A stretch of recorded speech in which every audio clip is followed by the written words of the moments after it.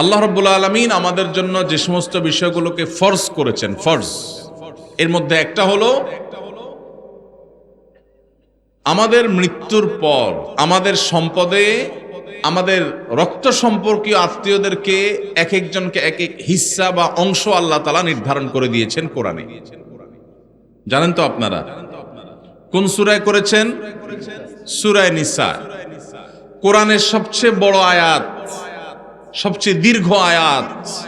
আল্লাহ রাব্বুল আলামিন যে বিষয় বলতে গিয়ে নন স্টপ বলে তারপরে দাঁড়িয়ে দিয়েছেন অনেক দূরে গিয়ে, পুরো বিষয় বলে শেষ করে তারপর দাঁড়িয়ে দিয়েছেন সেই সবচেয়ে দীর্ঘ আয়াত কোরআনে যে বিষয়টার উপরে, সে বিষয়টা কিন্তু নামাজের বিষয় না, সেটা রোজার বিষয় না, সেটা যাকাতের বিষয়ও না। সেটা কোন বিষয়? পরিত্যক্ত সম্পত্তির বন্টনের বিষয়। মা বাবা, স্বামী স্ত্রী, ভাই বোন, কারণ মৃত্যুর পর তার সম্পদে কার কি হক আছে, কে কতটুকু পাবে, এ বিষয়ে আল্লাহ তাআলা বর্ণনা করেছেন। বর্ণনা করে আল্লাহ তাআলা বলেছেন, ফরিদাতাম মিনাল্লাহ, তোমাদের রেখে যাওয়া সম্পদে কার কতটুকু ভাগ আছে না আছে, এই সব বন্টন আল্লাহ তাআলা করে দিয়েছেন। কে করে দিয়েছেন? আল্লাহ বলেছেন ফরিদাতুম মিনাল্লাহ, এটা আল্লাহর বন্টন, আল্লাহর নির্ধারণ, আল্লাহর পক্ষ থেকে এটা ফিক্সড করা হয়েছে। আমরা কেউ মনে করতে পারি আল্লাহ বলেছেন অমুকরে এতটুকু দিতে, সে তো আমার কোনো কাজে আসে না, আমার তো বরং তমুক বেশ কাজে আসে, তাহলে তারা একটু বাড়াই দিতে চাই আমি। মানে আল্লাহ যেভাবে দিতে বলেছেন আমার যুক্তি বুদ্ধি দিয়ে আমি সেটাকে পরিবর্তন করতে চাই, এই যে একটা প্রচেষ্টা আমাদের অনেকের মধ্যে আছে, আল্লাহ রাব্বুল আলামিন সেই সম্পর্কে বলেছেন আবাউকুম ওয়া আবনাউকুম লা তাদরুনা আইয়ুহুম আকরাবু লাকুম নাফআ, তোমাদের বাপ দাদা, তোমাদের সন্তান সন্ততি, এর ভিতরে কে তোমাদের বেশি কাজে আসবে, বেশি উপকারে আসবে, তোমরা কেউই জানো না। আল্লাহ যা নির্ধারণ করে দিয়েছেন সেটা অনুযায়ী বন্টন করো। তোমার বিবেক বুদ্ধি প্রসূত বন্টন করতে যাবে না, আল্লাহ নির্ধারণ অনুযায়ী দাও, তোমার বুঝে আসুক আর না আসুক। এই ফরজ।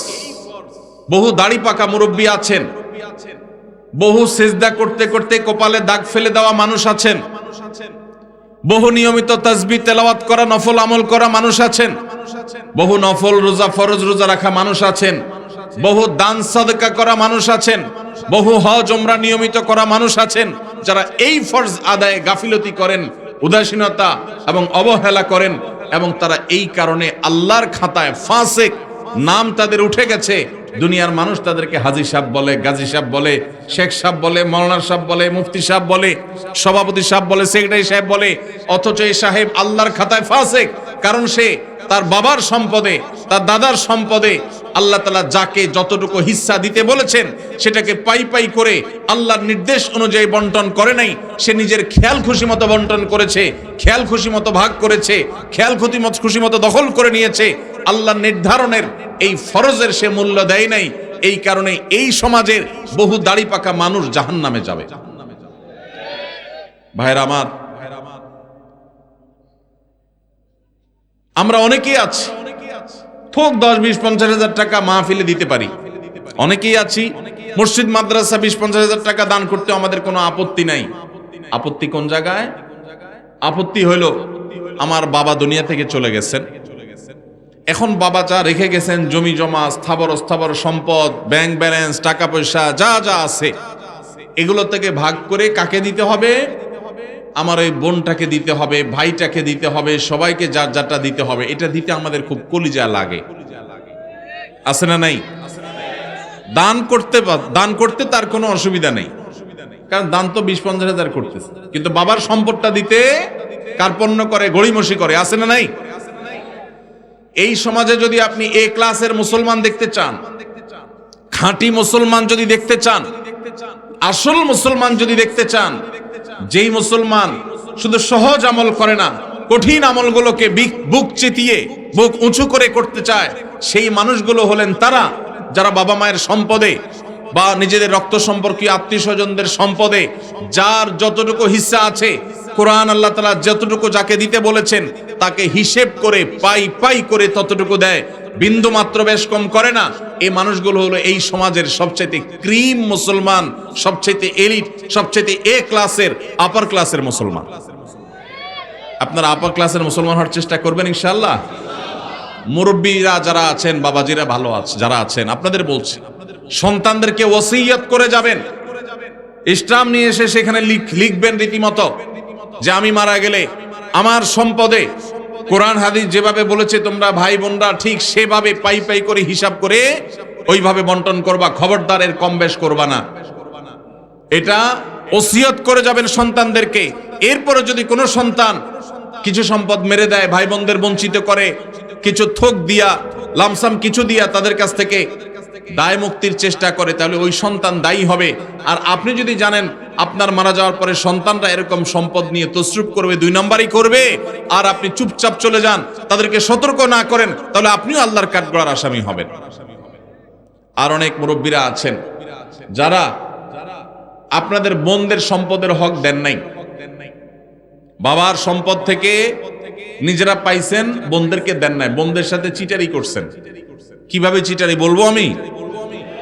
বাবার মৃত্যুর পর বোনরে দাওয়াত দিচ্ছেন, ভাগিনাদেরকে দাওয়াত দিচ্ছেন, দুলাভাইরে দাওয়াত দিচ্ছেন, আইনা ধুমসে একটা খাওন দিচ্ছেন, খাওয়ায়া নতুন নতুন বাজার থেকে শাড়ি টাড়ি আনছেন, আইনা বোনদেরকে শাড়ি, ভাগিনাদের কাপড় চোপড়, দুলাভাইরে লুঙ্গি, যার যা মনে চাইছে দিচ্ছেন, ধুমসে খাওয়ায় টাওয়ায় এখন আলাপ উঠাইছেন। আগে খাওন দিয়েছেন পেটে, এরপরে আলাপ উঠাইছেন। কি আলাপ উঠেছেন, দেখো বোন, বাবা তো দুনিয়া থেকে চলে গেলেন, আল্লাহ তারা নিয়ে গেলেন, এখন জমি জমা গর্বিটা বাবার যেগুলো যেগুলো আছে শরীয়ত অনুযায়ী তো তোমাদেরও এখানে ভাগ আছে, কিন্তু বাবা যে সেই অসুস্থ হয়েছে ওই থেকে বাবার সব ট্রিটমেন্ট, ডাক্তার খরচ, এগুলো সব তো আমারই করা লাগছে, তোমাদেরও মানুষ করা লাগছে, এখন এখানে তোমাদের ভাগ আছে সেটা তো আমি জানি, এখন এগুলা কি করা তোমরাই বলো, বল তোমাদের কোটে, বল তোমাদের কোটে। এটা হলো খুব সূক্ষ্ম চিটারি, এটার নাম হলো সূক্ষ্ম চিটারি। ডাকাতি বাটপারির বিভিন্ন ধরন আছে, তো এটা এক প্রকারের বাটপারি। কেন বাটপারি বললাম? কারণ ওই যে বোনটাকে বললেন বাপের বাড়িতে আইনা খাওয়াইয়া দাওয়া, বাপ মরার পরে মনটা এমনি নরম, আরো মেয়ে মানুষ, যখন এটা বলছেন আপনি, তখন সে কি বলবে বলেন? কি বলবে? বলবে থাক ভাই, আমার কোনো দায় দাবি নাই, আপনি তো কষ্ট মষ্ট করছেন, বাবার সব ডাক্তার কবিরাজ খরচ দিচ্ছেন, দেখাশোনা করছেন, থাক আমাদের দিতে হবে না, আপনি দোয়া করে দিয়েন। মনের ভিতরে ব্যথা চাপায়া মেয়ে মানুষ মাত্র খাওয়াইছে ভাইয়ে, এখন যদি মুখের উপরে যদি বলে ভাই কি খরচ বরচ হয়েছে সেগুলো সব কাইটা রাইখা বাকি যেগুলো থাকে এগুলাতে আমাদের কত হয় হিসাব নিকাশ করে দিয়ে দিয়ে, এইটা বললে ওই বোনের আর রক্ষা আছে? পুরো এলাকাতে বদনাম ছড়ানো হবে যে আমার বোন বাপটা মইরা সারে নাই, কবরে রাইখা সারি নাই, এখন সে ভাগ চাইতে আসছে। এবার আমরা শুরু করব তাকে দুর্বল জায়গায় আঘাত করে তাকে দুর্বল করার। এই রোগটা আমাদের সমাজে আছে না নাই? মুরব্বীরা বাবাজিরা যারা আছেন কান খাড়া করে শুনে রাখেন, লম্বা দাড়ি নিয়া, তসবিহ তালিল নিয়া, নামাজ রোজা নিয়া ওয়াজ শুনতে শুনতে কানটা ঝালাফালা করে গেছেন, 2 পয়সার কোনো লাভ হবে না। যদি বোনদের হক মেরে থাকেন, কিয়ামতের ময়দানে এই বোন দেখবেন দাঁড়ায় গেছে, এক চুল পরিমাণ ছাড় হবে না।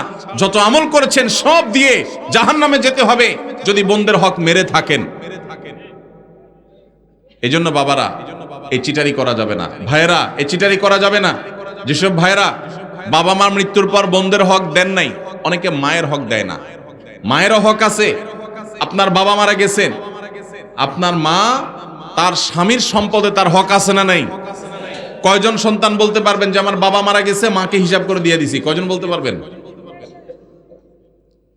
এক ভাই হাত তুলছেন। আর আছেন যে মাকে হিসাব করে দিয়েছেন, আরেক ভাই হাত তুলছেন মাশাআল্লাহ, আরেক ভাই হাত তুলছেন, 2-4 জন হাত তুলছেন মাশাআল্লাহ। বেশিরভাগ মানুষ হাত তোলেন নাই। অনেকের হয়তো বাবা আল্লাহ তাআলা বাঁচায় রাখছেন, আরো বাঁচায় রাখুক আমরা দোয়া করি। কিন্তু যদি দুনিয়া থেকে চলে যায় তাহলে ওলামা একরামের কাছ থেকে মাসআলা জেনে কোরআন যাকে যতটুকু দিয়েছে তাকে ততটুকু দিবেন তো ইনশাআল্লাহ? কারা কারা দিবেন হাত তোলেন, হাত তোলেন, পাক্কা নিয়ত করে হাত তোলেন, আন্দাজে হাত তুলবেন না। সম্পদের লোভ করব না, বলেন সম্পদের লোভ। আল্লাহর দেওয়া বন্টন অনুযায়ী পাই পাই করে সবাইকে বুঝাই দেব ইনশাআল্লাহ। আল্লাহ আমাদের সব ভাইকে তৌফিক দান করুন। ভাই, বরকতের মালিক কে? বরকত দেওয়ার মালিক কে? আল্লাহ। যদি বরকতের মালিক এটা বিশ্বাস করেন, তাহলে আপনার বাবার সম্পদে, মায়ের সম্পদে, ভাইয়ের সম্পদে, বোনের সম্পদে, আপনাদের পরস্পরের সম্পদে তার মৃত্যুর পর যার যতটুকু পাওনা আছে, আল্লাহ বলছে তাকে 1/3 দাও, আল্লাহ বলছে তাকে 50% দাও, আল্লাহ বলছেন কাকে এতটুকু দাও, আরেকজনকে এতটুকু দাও, যাকে যতটুকু দিতে বলেছেন তাকে ততটুকু যদি দিয়ে যান, আপনি ফকির হয়ে যাবেন, অভাবী হয়ে যাবেন, আপনার সব শেষ হয়ে যাবে। এটা কোনো মুসলমানের বিশ্বাস হতে, আল্লাহর নির্দেশ অনুযায়ী যার যতটুকু পাওনা যদি আমি দিয়ে দেই, আল্লাহ তাআলা আমাকে বরকত দিবেন না দিবেন না? আর আল্লাহ যখন বরকত দেন তখন অল্পতে অনেক হয়ে যায়, আর আল্লাহ যখন বরকত দেন না তখন পাহাড় পরিমাণ সম্পদ থাকলেও মানুষ অভাবী আর ভিখারি থাকে।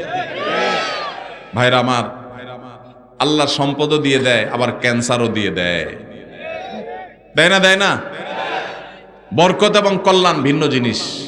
এজন্য যুবক ভাইরা যারা আছেন তাদেরকে বলবো, নিয়ত করে নেন, ছোট লোকই করবেন না, নিচু চিন্তা করবেন না। যেসব ভাইরা মনে করেন যে বাবার জন্য আমি তো অনেক খরচ করছি, তাহলে আমি সব সম্পদ রেখে দিব, জি না। বাবার জন্য খরচ করা আপনার নৈতিক দায়িত্ব। আপনার যদি টাকা থাকে তার ট্রিটমেন্ট খরচ দাঁড়ানো আপনার দায়িত্ব। এর মানে এই না যে বাবার সম্পদ থেকে আপনি সেটা কাটাকাটি করবেন। হ্যাঁ, যদি এমন থাকে যে বাবার সম্পদ, ক্যাশ টাকা আছে, সেটা দিয়ে ট্রিটমেন্ট করা যায়, তাহলে সেটা দিয়ে আপনি বাবার ট্রিটমেন্ট করেন, কোনো অসুবিধা নাই। বাবার যদি না থাকে আর আপনার থাকে, সন্তান হিসেবে আপনার উপরে ফরজ বাবার ভরণ পোষণ দেওয়া। অতএব সেটার জন্য ভিটা মাটি এগুলো সব রেখে দিবেন, এটা করা যাবে না। প্রয়োজনে সেগুলা জমজমা বিক্রি করে বাবার ট্রিটমেন্ট করবেন। এরপরে যেটা ঠিকবে সেটা বন্টন করবেন। বোনরা নিতে না চাইলেও জোর করে দিবেন, দিবেন তো ইনশাআল্লাহ? ফুফুদের হক, বোনদের হক, ভাইদের হক পাই পাই করে দিবেন। অনেক বড় ভাই আছে, চান্স পাইলে ছোট ভাইদের ল্যাং মারে ছেড়ে দেয়, নিজেরা সব দখল করে নেয়, আছে না নাই? আল্লাহকে ভয় করেন। এই ফরজটা অবহেলিত ফরজ, নামাজের ফরজ অনেকে আদায় করেন। আমার কাছে নালিশ আসে, অনেক ফ্যামিলির বিভিন্ন ভাইরা নালিশ নিয়ে আসেন, ভাইয়ে হক মেরে দিস। যে হক মারছে তার দাড়ি মাশাআল্লাহ একেবারে পেট পর্যন্ত চলে আসছে, কিন্তু হক মারতে তার বুকও কাঁপে নাই। এইরকম 2 নম্বর দাড়িওয়ালা মানুষ আছে না নাই? এই 2 নম্বর দাড়ি আল্লাহর কাছে অ্যাকসেপ্ট হবে। এখন আবার নতুন এক শয়তানি শুরু হয়েছে, সেটা হলো আল্লাহ রাব্বুল আলামিন বাবা মায়ের সম্পদে ছেলেদেরকে মেয়েদের দ্বিগুণ সম্পদ দিতে বলেছেন, ভাগ দিতে বলেছেন। মেয়েরা যদি টোটাল সম্পদের 10 টাকা পায় একজন মেয়ে, তাহলে একজন ছেলে পায় 20 টাকা। এখন আমাদের দেশে কয়দিন পর পরই কিছু সুশীল আছেন যারা আল্লাহর কোরআনেরও সংশোধন করতে চায়, নাউজুবিল্লাহ।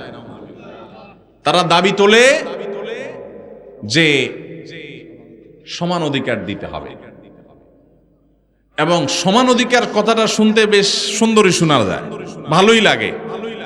আমরা অনেকে বিভ্রান্ত হয়ে যাই। তাই তো একই বাবার সন্তান হয়ে মেয়ে যদি 1 আনা পায়, ছেলে কেন 2 আনা পাবে?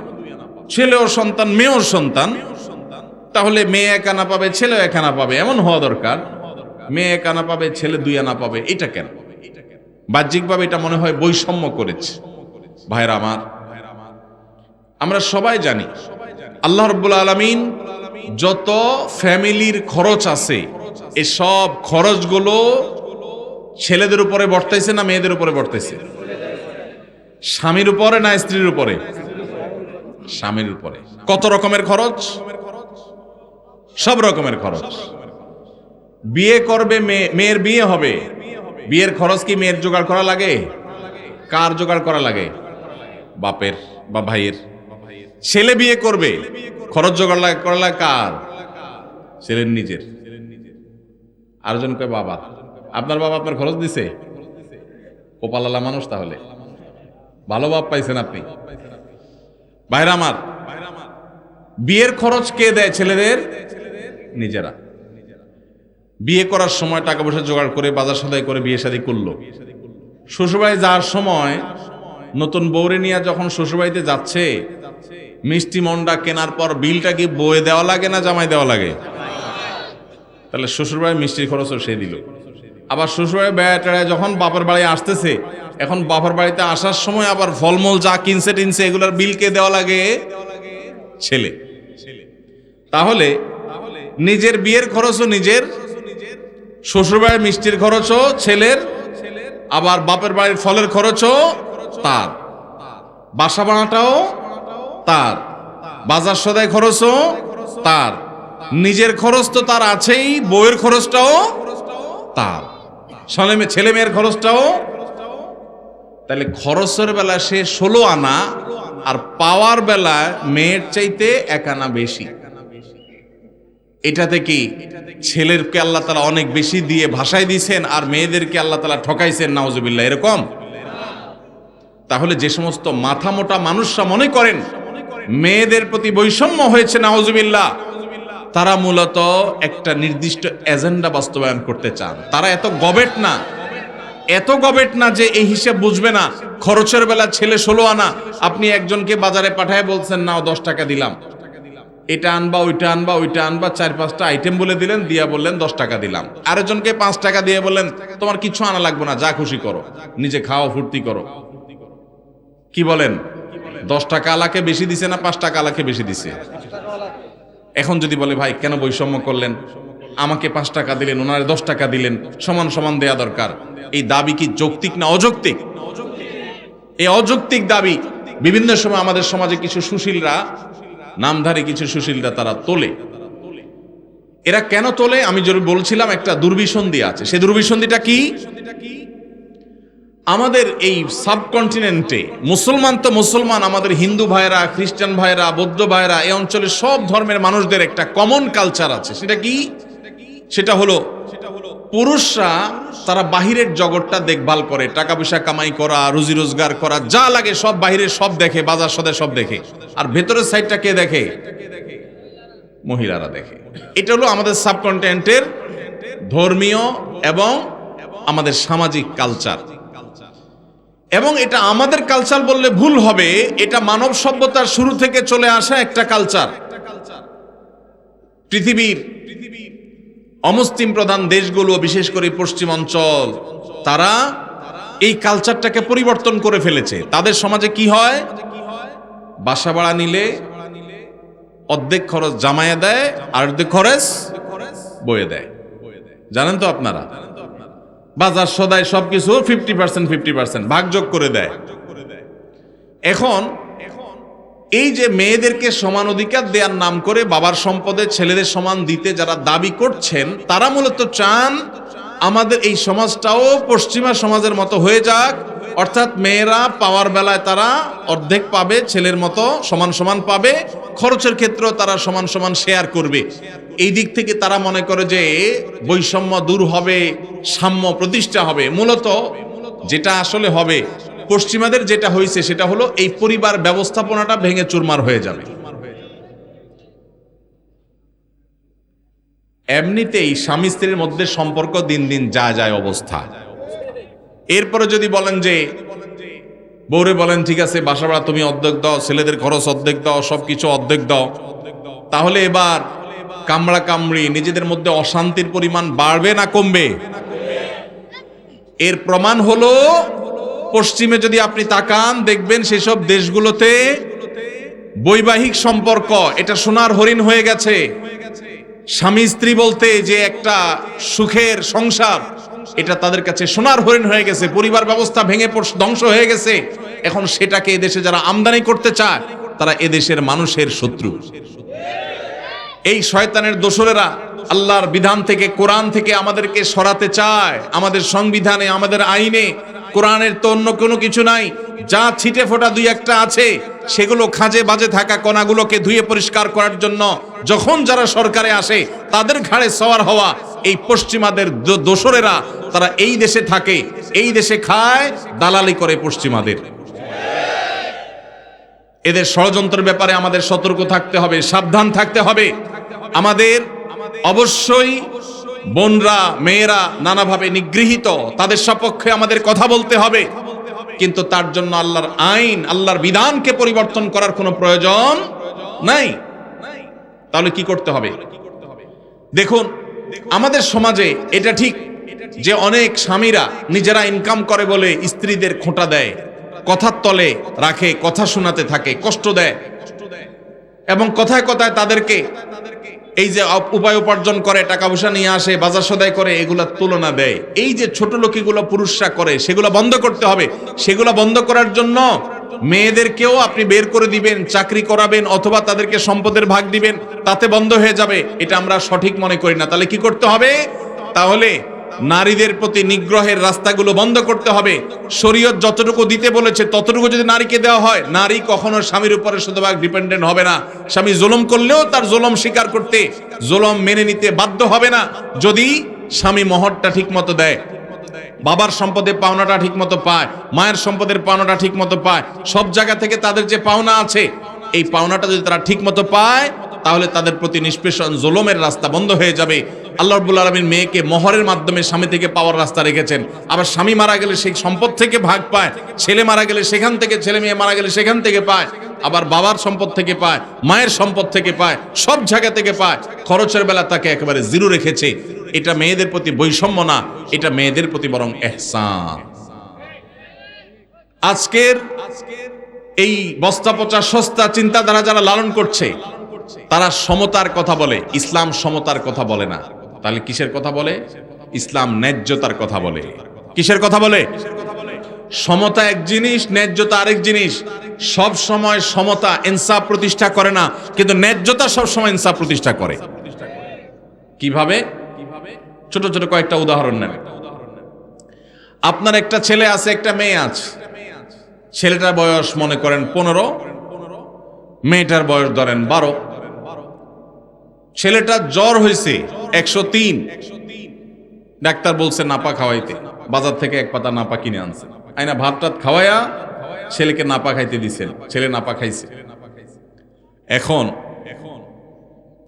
মেয়ের কিন্তু জ্বর টর কিচ্ছু নেই। হঠাৎ করে আপনার মাথায় ভূত চাপলো, আমাদেরকে তো সমতা প্রতিষ্ঠা করতে হবে। তাহলে আমার সন্তান, ছেলেও আমার সন্তান, মেয়েও আমার সন্তান, একটারে নাপা খাওয়াইলাম, আরেকটাকে খাওয়াইলাম না, এটা তো জুলুম হইল। এই জন্য মেয়েরে বলছেন হা কর, হা কর, হা করাই আপনার সুস্থ সবল মেয়েটারে আপনি নাপা খাওয়াই দিলেন। সমতা এখানে হইছে না হয় নাই? কি হয় নাই? ওয়াজ কি বুঝে শুনে কথা বলেন না, না বুঝে জবাব দেন। সমতা হইছে না হয় নাই ভাই? সমতা হয় নাই? ছেলের একটা নাপা খাওয়াইছে, মেয়ের একটা নাপা খাওয়াইছে, সমতা হইছে না? কিন্তু ইনসাফ কি হইল? ইনসাফ কি হইল? জুলুম হয় নাই? সুস্থ মানুষকে নাপা খাওয়ায় কিডনি নষ্ট করার কাম হয় নাই? ভাইরা আমার, ইসলাম সমতার কথা বলে না। সমতা বললে শুনতে খুব মুখরোচক শোনা যায়, সব জায়গায় সমতা হইলে ভালো হয় না। ন্যায্যতাটা সবসময় ভালো হয়। আল্লাহ ন্যায্য দিতে বলেছেন, ন্যায্য যার যতটুকু দরকার। একটা ছেলে 20 বছর বয়স, আরেকটা 10 বছর। ঈদ আসতেছে, রমজানে মার্কেটে যায় কেনাকাটা করলে আমল নষ্ট হবে, এই জন্য আগে ভাগে ঈদের জামা কিনতে গেছেন। এখন যায়া জামা কিনে ফেলছেন, একটা পাঞ্জাবি, 2টা পাঞ্জাবি কিনছেন। যেহেতু আপনার মাথায় ভূত ঢুকছে, ওই যে পশ্চিমের ভূত, যে সমতা প্রতিষ্ঠা করতে হবে, সমান অধিকার দিতে হবে, সেজন্য কি করছেন? জামা কিনতে যায়, জামাতে কিনতে গিয়া দোকানদারে বললেন, ভাই আমারে 2টা জামা দেন, সেম ডিজাইনের, সেম কালারের, সেম সাইজের। 2টা জামা নিয়ে আসলেন। আইনা 20 বছরের ছেলেরে যে পাঞ্জাবি দিলেন, একই সাইজের পাঞ্জাবি 10 বছরের ছেলেরাও দিলেন। সমতা কি হইছে না হয় নাই? ন্যায্যতা কি হইছে? ইনসাফ কি হইছে? এটা ছোট ছেলের সাথে তামাশা হইছে নাকি হাদিয়া দেওয়া হইছে? তামাশা হইছে। অতএব আল্লাহর বিধানকে যদি কেউ পরিবর্তন করে তথাকথিত সমাজ সমতা প্রতিষ্ঠা করতে চায়, তাহলে সেটা দেখতে মনে হবে, শুনতে মনে হবে যে অনেক ভালো কিছু করেছে, আসলে সেটা হবে সবচাইতে ক্ষতিকর। ভাইরা আমার, এরকম শত শত উপমা দেয়া যাবে।